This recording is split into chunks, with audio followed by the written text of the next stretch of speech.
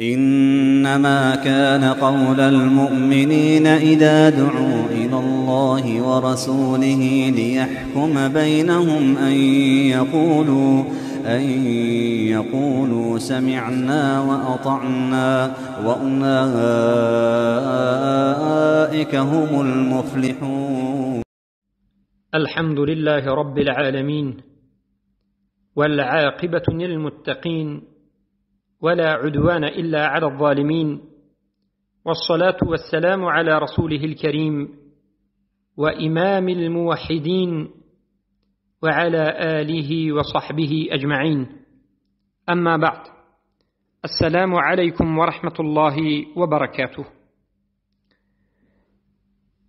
برادران و خواهران موحدم، بإذن الله سبحانه وتعالى این حلقه 98 از آموزش توحید است و ان شاء الله سبحانه و تعالی در این حلقه یک چند مسائلی که تعلق به توحید الوهیت دارد به شما بیان خواهیم کرد.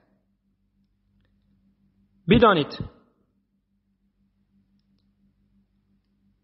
توحید الوهیت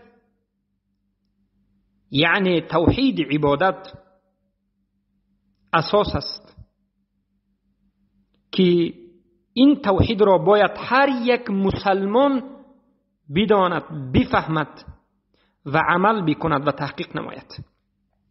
اما این توحید الوهیت به خود دشمنان دارد. دشمن توحید الوهیت این صوفی های قبوری، رافضه های باطنی و اهل کلام و فلاسف های باطنی، متکلم ها از اهل کلام، از اشاعره و ماتریدی، از معتزله و از خوارج ها و غیره. انا منها دشمنان الوهیت هستند. بزرگترین جنایتی که متکلمین اهل کلام انجام داده اند این است که توحید را به معنای باطل تفسیر کردند. تفسیر توحید را تغییر دادند. حقیقت شرک را هم تغییر دادند. یعنی معنای توحید را تغییر دادند و معنای شرک را تغییر دادند. معنای توحیدی که الله بیان کرد و رسولش صلی الله علیه وسلم بیان کردند و معنای شرک الله خودش بیان کرد و رسول الله بیان کردند، این را ترک کرده و به جایش خودشون دیگر معنا دادند و شرک را جایز گفتند و توحید را سبحان الله گفتند فقط توحید ربوبیت. معنای اله را خالق گفتند. ما گفتیم اله از اله یأله مألوه، معناش معبود است، اما اهل کلام گفتند اله خالق است. یعنی لا اله الا الله، نیست خالق بجز الله. یعنی کسی که بگوید که نیست خالق بجز الله، خالق بودن الله را داند، این مسلمان است، این به جنت می رود. اگر عمل نکند هم به جنت می رود. این را کی گفت؟ انا من اهل کلام، از اشعری ها، ماتریدی ها، از فلاسف های باطنی، معتزله ها، رافضه ها، عبادی های خوارج. بزرگترین فسادی که خلق به همون واقع شد، مردم به همون واقع شدند، این عبادت غیر الله سبحانه و تعالی است و همون عبادت غیر الله را اهل کلام اجازه دادند. توحید الوهیت در نزد مخالفین، در نزد کسانی که مخالفی اهل سنت و جماعت است، ببینید الوهیت در نزد فلاسفه یعنی کسانی که فلسفی هستند، فلاسف هستند، و توحید الوهیت در نزد باطنی ها. فلاسف ها و باطنی ها میگویند اعتقاد وجود الله انا من توحید الوهیت است. یعنی یک انسان اعتقاد بکند به قلبش که الله وجود دارد، تمام این موحد شد و این توحید الوهیت را به جا آورد. اگرچه غیر الله را عبادت کند، اگرچه سجده به غیر الله کند، اگرچه یگان عبادت را انجام ندهد، یگان ذره عبادت نکند، هم این موحد است گفتند. البته مذهب فلسف در عصر 2 و 3 در زمان مأمون واثق بالله در خلافت عباسی به جوش رسید. اون کتاب‌های ارسطوی یونانی که کتاب‌های فلسفی فلسفی هست، علماهای عرب در عصر 2 هجری ترجمه کردند به زبان عربی و به بین مردم کتاب فلسفه و کتاب کلام را پهن کردند و آهسته آهسته مسلمان ها به واسطه همین علم فلسفه و به علم کلام گمراه شدند.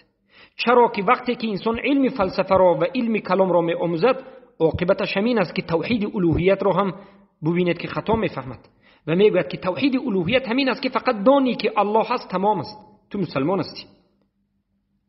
و بسیاری مسلمان هایی که بنا مسلمان هستند و گمراه هستند و به شرک واقع شدند به سبب همین فلسفه است، به سبب همین باطنی ها هست. سبحان الله. و توحید الوهیت در نزد متکلمین اهل کلام گفته کی را میگیم؟ اشعری ها و ماتریدی ها و معتزله ها و اینچنین رافضه های باطنی، عبادیه های خوارج.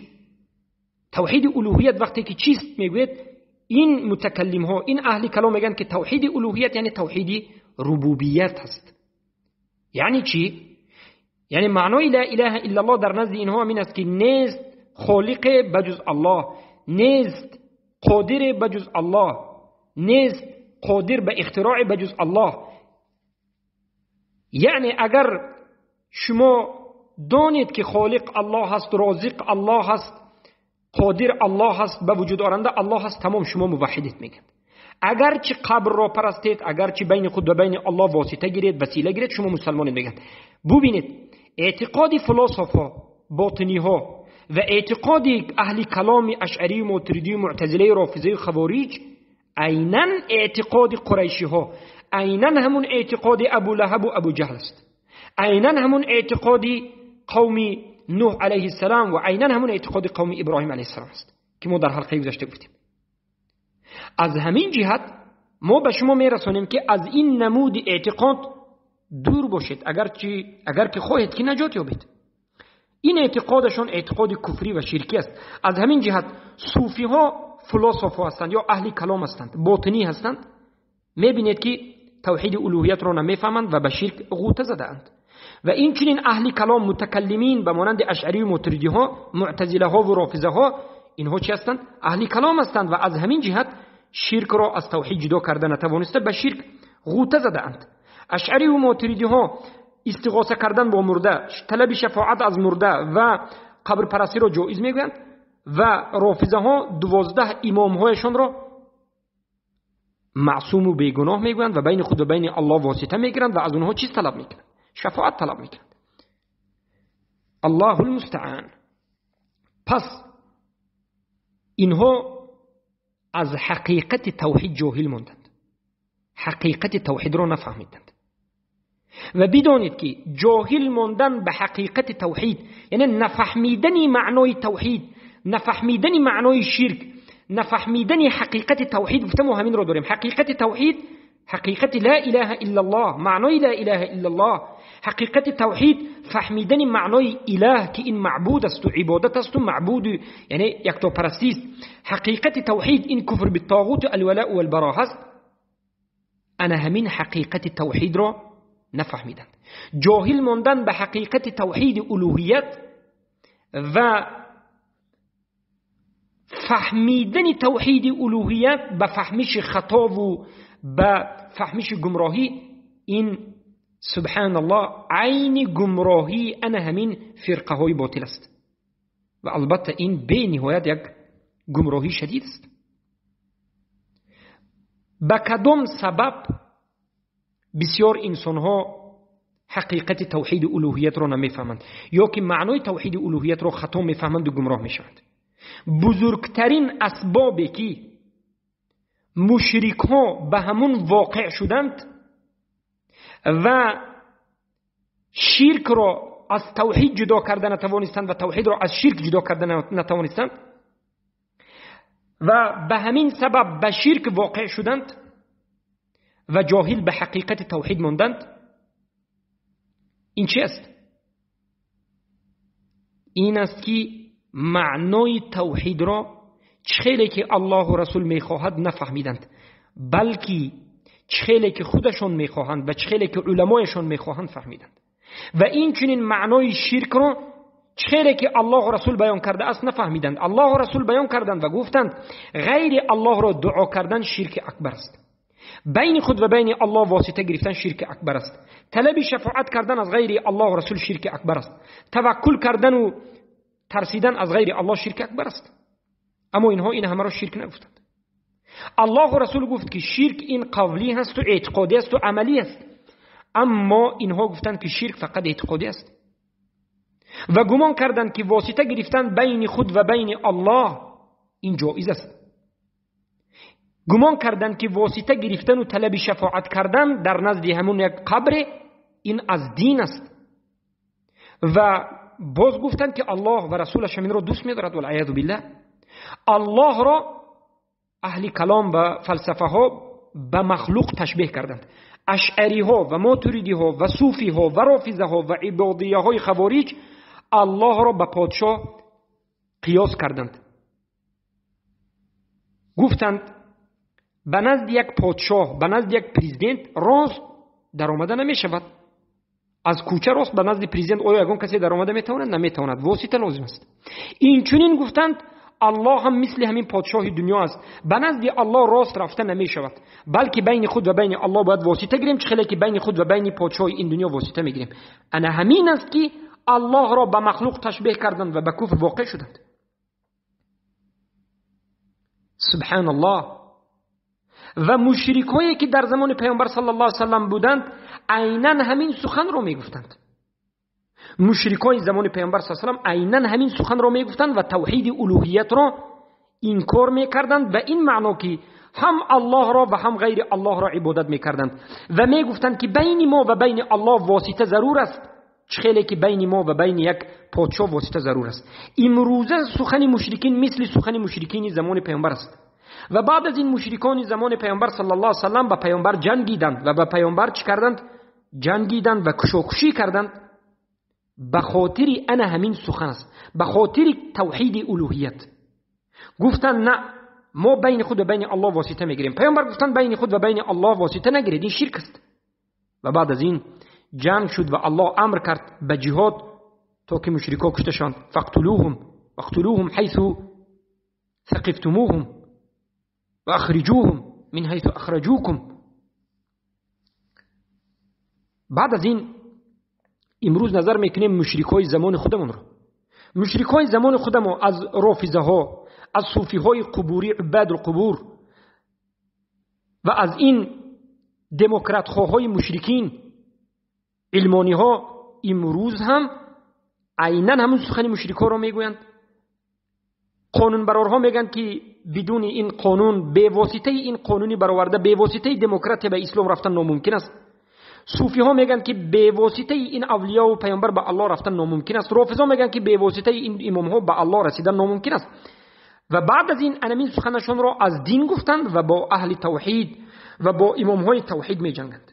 اهل توحید را خوارج میگویند، اهل توحید را سبحان الله تکفیری میگویند و با اهل توحید می جنگند. چه خیلی که مشرکین در زمانش با پیامبر صلی الله علیه و آله جنگیده بودند و شرک را منتشر میکنند، به شرک راضیند و دعوت به سوی قبر پرستی و شرک میکنند. پس همه این گمراهی از فهم خطا آمد، همه این گمراهی از تعصب به یک انسان آمد. اینها تعصب کردند به اشعری، به ماتریدی، به معتزله، به کلابی، به جهمی. رافضه ها تعصب کردند به پیشوایشون. علمانی ها، لیبرالی ها، دموکراتی ها تعصب کردند به قرضوی، به اخوانی ها. ما باشیم میگویم که بیایید به قرآن و سنت به فهم صحابگان نظر بکنیم. همه میتواند که خودش قرآن و سنت را بگیرد اما گمراه میشود، بلکه قرآن و سنت را به فهم صحابه باید بگیریم. این منهج اهل سنت و الجماعت است. قرآن رو میخونی، سنت رو میخونی و بعد از این منهج صحابه رو میبینی که همین آیت و همین سنت رو صحابگان چگونه فهمیدن و این منهج رو الله به ما تعلیم داده است. الله میگوید و من یشقق الرسول من بعد ما تبین له الهدى و یتبع غیر سبیل المؤمنین نولیه ما تولى و نصلیه جهنم و ساءت مصیرا. هر کسی که سرپیچی میکند از اطاعت الله و رسول، هر کسی که سرپیچی میکند از الله و رسول و بعد از این برای غیر مؤمنین می رود، یعنی که سخن الله و رسول را به سخن مؤمنین که عصر اول به سخن صحابگان نمی فهمد، از راه صحابگان بیرون می شود، از فهم صحابگان بیرون می شود، نولیه ما تولی، به همون راه گمراهی رفتهش ما با راهش را دوام میدیم و نصلیه جهنم و او را در آخر به جهنم می اندازیم و ساءت مصیرا و به نهایت بازگشتی بد است. پس ما باید الله را اطاعت بکنیم، رسول الله را اطاعت بکنیم، یعنی قرآن و سنت را اطاعت بکنیم با راه مؤمنین، با فهم مؤمنین. مؤمنین که هستند؟ صحابگان رضی الله عنهم سلفین امت. پس بدانید که صحابگان این امت گفتند که هر کسی که توحید الوهیت را ترک بکند مشرک و کافر است. پس ترک کردن توحید الوهیت یعنی ترک کردن یگانه عبادت کردن الله، این خودش کفر است اگرچه شرک انجام ندهد. یک انسان بیاید و بگوید که من غیر الله را عبادت نمی کنم اما الله را هم عبادت نمی کنم، میگیم تو کافر مشرک هستی. باید غیر الله را عبادت نکنی، به غیر الله کفر ورزی و باید به تو فرض عین است که الله را عبادت بکنی. از همین جهت علما گفتند که ترک کننده عبادت، ترک کننده الوهیت این کافر است. و از همین جهت باید بدانید که عبادت ها گوناگون هستند. عبادت هست که انسان وقتی که ترک میکند کافر میشود، یک بار ترک کند کافر میشود، بمانند نماز، بمانند توحید. عبادت هست که اگر یک بار دو بار سه بار گشته و برگشته ترک کند کافر میشود، بمانند زکات. و عبادت های هست که انسان وقتی که ترک میکند کافر نمیشود اما کفرش کفر اصغر است، گناهکار میشود، ترکش محرم است، بمانند بعضی از فرضیات ها، بمانند بعضی از واجبات و ارکان. و عبادت های هست که ترکش اصلا گناه نیست و انسان به عقاب گرفتار نمیشد، بمانند مستحبات. یعنی عبادت های است که انسان ترک کند کفر میشود. نماز کسی ترک کرد کافر است، توحید کسی که ترک کرد کافر است، توحید عبادت است. زکات کسی که دیده و دانسته 3-4 بار ترک کرد کافر است، به کفر امتناع واقع می شود. کسی که نماز ترک میکند به کفر اعراض، به کفر استکبار واقع می شود. کسی که توحید ترک کرد به کفر شرک، به کفر اعراض اینچنین کفر می شود. و کسی که زکات ترک کرد گشته و برگشته 2-3 بار به کفر امتناع کفر می شود. اما غیر از این بعد دیگر باقی مانده عمل ها بعضش گناه کبیره است و بعضش گناه نیست، اصلا ترکش گناه نیست.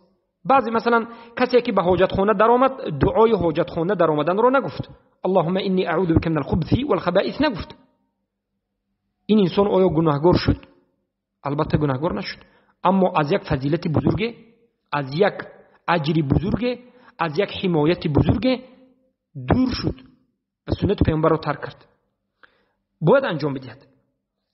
پس هر کسی که عبادت رو، الوهیت به معنای عبادت رو بالکل کلیاً ترک بکند، هر کسی که اصلا عبادت نکند، بدانید که او کافر است و کفرش کفر استکبار است، کفر تکبر است. او یک انسان متکبر است که به الله عبادت را انجام نمیدهد. الله در سوره غافر آیه 60 میگه اعوذ بالله من الشیطان الرجیم و قال ربکم ادعونی استجب لكم. الله گفت و قال ربکم، رب شما گفت که ادعونی، مرا دعا بکنید من اجابت میکنم شما را، دعای شما را من اجابت میکنم. بین من و بین شما واسطه شرط نیست، قبر گرفتن شرط نیست، وسیله گرفتن به این قبرها شفاعت طلبیدن شرط نیست. راست مرا عبادت کنید بی واسطه، راست مرا دعا بکنید و از من طلب بکنید. ادعونی، مرا دعا بکنید، استجب لكم، من دعای شما را استجابت میکنم، قبول میکنم، اجابت میکنم. در دوامش میگه ان الذين يستكبرون عن عبادتي سيدخلون جهنم داخرين.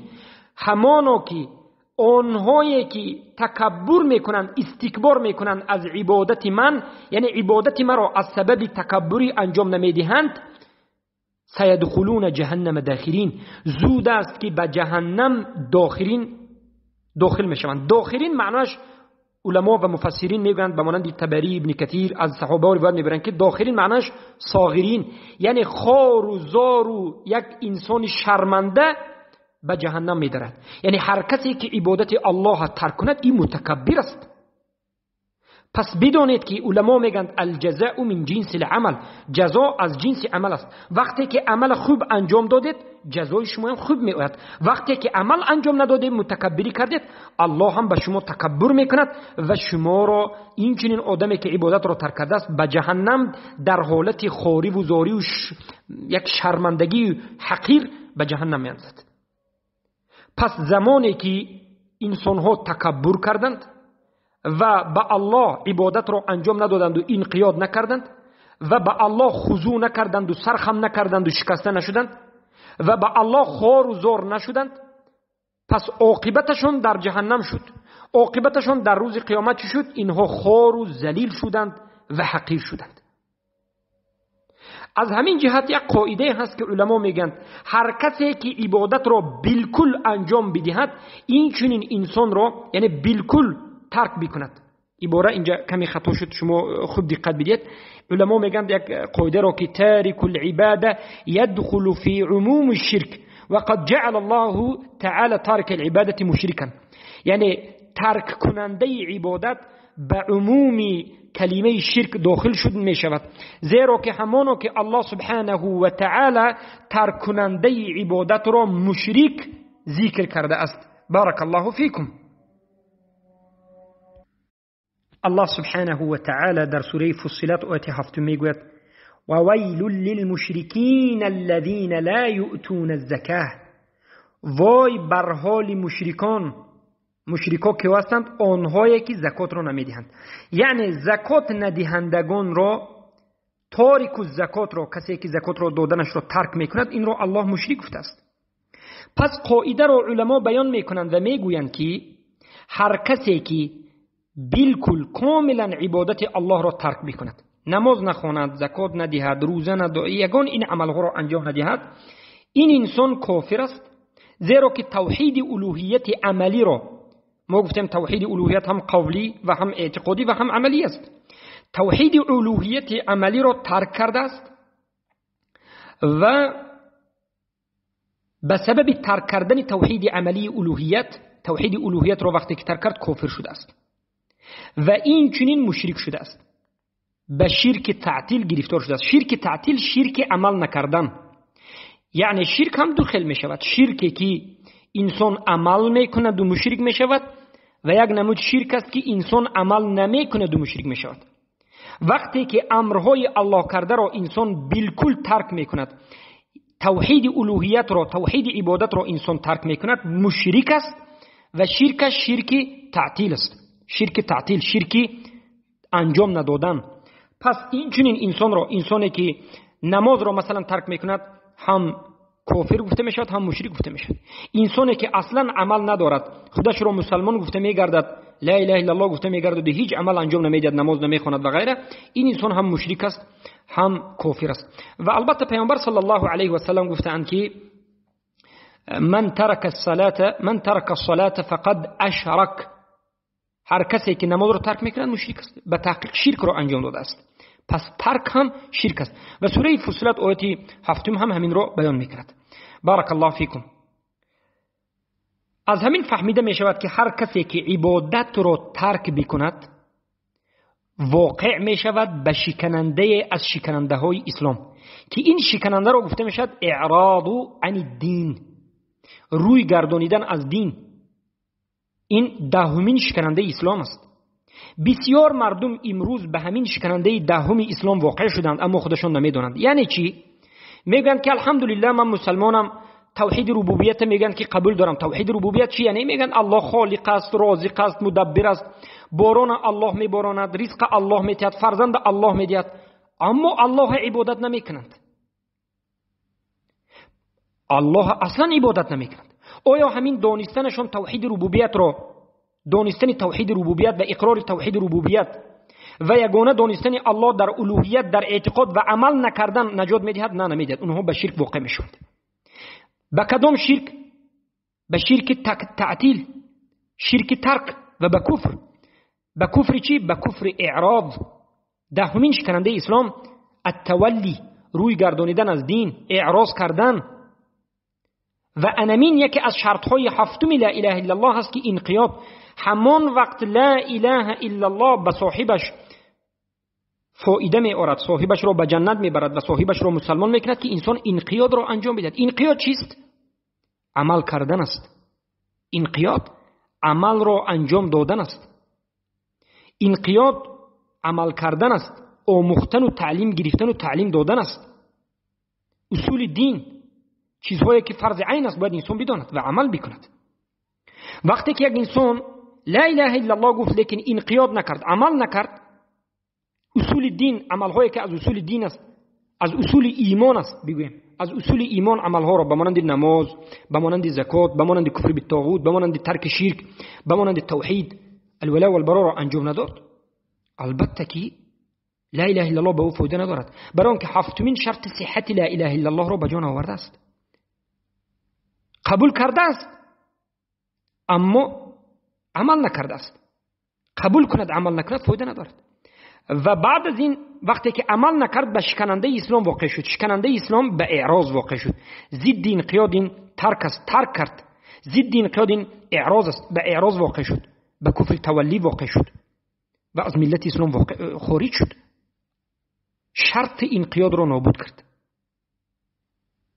و البته این نمودی کفر و شرک را ما انشاءالله در نمودی در حلقه های آینده، در انشاءالله شرح و توضیحات باذن الله شکننده اسلامی که آینده می آید به شما بیان خواهیم کرد. انا این است که مذهبی حق و مذهبی باطل را می فهمید. لشکرهای الله و لشکرهای شیطان را می فهمید. و وقتی که شناختید که کدام انسان موحد است و کدام انسان مشرک است، باید از مشرک براءت را اعلام بکنید. اما دانید که باید بدانید که مشرک ها به خودش شبهات دارد. متکلمین اهل کلام به خودش شبهات دارد. در مسئله توحید، در مسئله شرک اونها شبهات دارند. به شما این شبهه ها را میریزند. البته شبهات اونها بینات زیاد است. ما یک دو معروف اونها را ذکر میکنیم و شاید در حلقه های مخصوص بگویم که بیان کشف شبهات صوفی های قبوری و متکلمین و فلاسفه یک حلقه جدیدی را انشاءالله بیان بکنیم. یکی از شبهاتی که اهل کلام متکلمین ذکر میکنند به مانند فخر الرازی البکری میگوید که همانو میگوید الله این اله بود. اله نه به معنای معبود میگد، اله به معنای خالق. از ازل الله اله بود، همانا که الله از ازل اله بود، اما در اول الله معبود نبود میگد. همان وقت الله معبود شد که انسانها را خلق کرد. پیش از خلق کردنش معبود نبود میگد. از همین جهت میگد معنای اله این معبود نیست میگد، معنای اله این خالق است میگد. والعیاذ بالله. و بعد از این میگد که پس توحید الوهیت وجود ندارد و توحید الوهیت فقط وجود دارد. توحید یعنی الوهیت وجود ندارد و توحید ربوبیت وجود دارد. یعنی با همین خیل شبهه مردم را گمراه میکند. البته جواب دادند علمای اهل سنت و الجماعت. اولا علمای اهل سنت و الجماعت میگن که منشأ این خلافشون، سرچشمه و پیدایش این سخنی باطلشون از عقیده باطلی اشعریه ها و اهل کلام نسبت صفات های الله سبحانه و تعالی است، صفات های افعال الله. برای که اشعری ها و اهل کلام معترضی ها صفات های فعلی الله سبحانه و تعالی را که نو به نو الله یک چیز را انجام دادنش ممکن است قبول ندارند. اشعری ها و معترضی ها میگن که الله مثلا گشته و برگشته سخن کرده نمیتواند، الله گشته و برگشته خلق کرده نمیتواند، الله نازل شده نمیتواند. صفت فعلی الله را انکار میکنند. تجدید و حدوث، پیدایش نو بنا پیدا شدنش را جایز نیست میگن و این را کفر میدانند اشعری و ماتریدی. و از همین جهت به این بدعت خرافات وارد شدند. اگر اونها بگویند که الله از اول هم اله بود و الله اما در اول معبود نشد و بعد از این معبود شد که الله مردم را خلق کرد و بعد از این الله معبود گفته می شود، اگر بگویند، ما به این اشعری ها میگیم که الله پیش از این که هیچ چیزی را خلق نکرده بود آیا خالق گفته میشد یا نمیشد؟ اشعری ها میگن که بله، الله از اول خالق است. الله پیش از یک چیز را خلق کردنش اگر خالق گفته شود، این چنین الله پیش از خلق کردن انسان ها هم معبود گفته میشد. انا همین جواب مختصر این یعنی اهل بدعت است. و شبهه دومی این متکلمین همین است که میگویند عبادت به امر الله واجب شد. اگر الله به عبادت نمودن امر نمیکرد واجب نمیشد و الله هم معبود نمیشد. سبحان الله. یعنی اشعری ها و ماتریدی ها حرکت میکنند که کلمه معبود را از لا اله الا الله گیرند و میخواهند که معنای اله را معبود نگویند، خالق گویند. از همین جد این شبهه را میآورند. سبب این قولشان این جهل آنها به حقیقت عبادت است. عبادت این الذل والخضوع است. الله پیش از این که من و شما را، پیش از این که انسانها را به عبادت امر کرده بود، یعنی پیش از این که الله عبادت را به من و شما فرض کرده باشد، پیش از این هم مردم الله را عبادت میکردند. چخیل؟ به خواری و به شکستگی و به زاری. هر وقتی که انسان خودش را در نزد الله ناچیز میداند، ذلیل میداند، خوار میداند، محتاج میداند، شکسته میداند، فقیر میداند، پس الله را عبادت کرده ایستاده است و الله در این حالت معبود است. و همه این مخلوقایی که الله خلق کرده است در زمین و آسمان، همه اش به فطرتش در فطرتش در حالت ذل و الخضوع خلق شده است. یعنی ما فطرتاً در حالت عبادت کردن الله خلق شده ایم و الله معبود است. و همین زمین و آسمان هم الله را عبادت میکرد.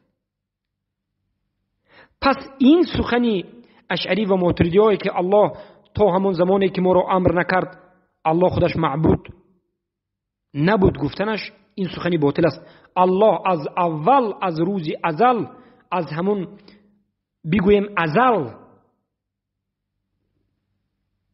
معبود بود و همیشه معبود است. پیش از این که به ما امر به عبادت کرده باشد هم معبود بود و پیش از این که من و شما را خلق بکند هم الله معبود بود. بارک الله فیکم. و البته این اهل بدعت شبهات زیاد در باب توحید و در باب شرک دارند. صوفی های قبوری، متکلمین، فلاسف، مرجئه ها، باطنی ها، رافضه ها البته در این باب شبهات زیاد دارند و البته یک انشاءالله حلقه های خاصی را در کشف شبهات قبوری ها بعد از آموختن توحید، کشف شبهات قبوری ها را به شما بیان میکنیم که جانب توحید شما یعنی خوب و کامل بشود. بارک الله فیکم. با همین حلقه مسائل های مهمی توحید الوهیت به شما بیان گشت، اما جانب عبادت باقی ماند. اگر خواهیم که توحید الوهیت را کامل بفهمیم، باید عبادت را و جانب عبادت را نیز کامل بفهمیم. عبادت چیست و چگونه قبول می شود و شرط های عبادت و غیره غیره. و همه این مسئله را ان شاء الله شروع میکنیم به ان شاء الله شرح و تفصیل دادن.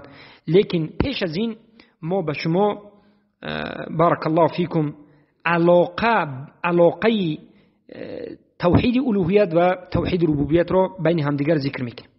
یعنی علاقه بین توحید الوهیت و بین توحید ربوبیت.